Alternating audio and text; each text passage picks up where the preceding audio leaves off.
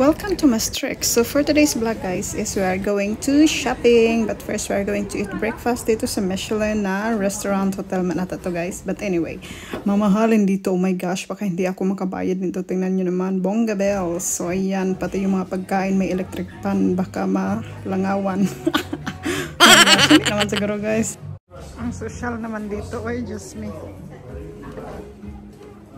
Clear. So ayan, video picture muna kasi minsan lang to sa aming buhay. Charot. Paano ko sa ino? Hindi yan sa'yo. Ito sa akin. Okay na. Walang matinong video po. Okay na yan. Picture. Oh, yan yung breakfast namin guys. Diba social dyan? Pati yung kumakain, pilang social na din. Oh, diba? Oh. Parang lami yung sayo, day. So, mag-CR kami ni Eileen. Pero nag-tour kami, nalampas kami, napunta kami sa hotel instead sa CR.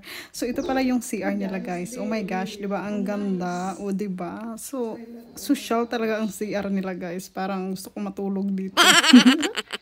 Pak. So, syempre guys, kasi maganda yung CR nila, magsayaw tayo dito. Second group, o, diba? Bang. Oh, hindi pa kami tapos ni Eileen nag-CR. Ano ba yun? Nandan ba sa taas? Tingnan na rin. Ha? Finally guys, tapos na kami nag-CR. So, ayan, going to shopping na kami. O, diba? Nandito na kami sa labas ng restaurant.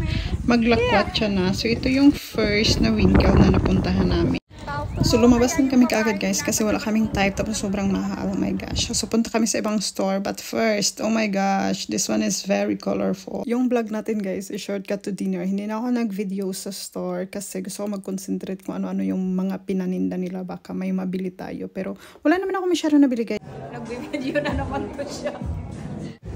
Ang sarap ng dinner namin. My gosh. Cheers.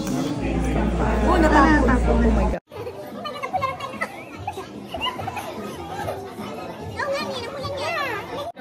Normally, konti lang. Ano man yan? So, tapos na kami nag-dinner guys. Pauwi na kami pero binadyohan ko to kasi oh my gosh, parang ano siya. Hindi ko alam ano yan. Hindi ko binasa. So, ayan yung view. Papunta na kami ng train station. Magtalawa tayo.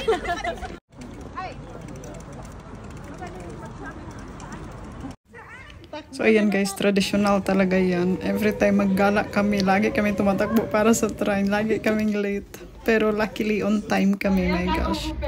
Tahimik kami dito guys kasi nasa side kami ng silent. Baka mapagalitan. Ay, napagalitan pa.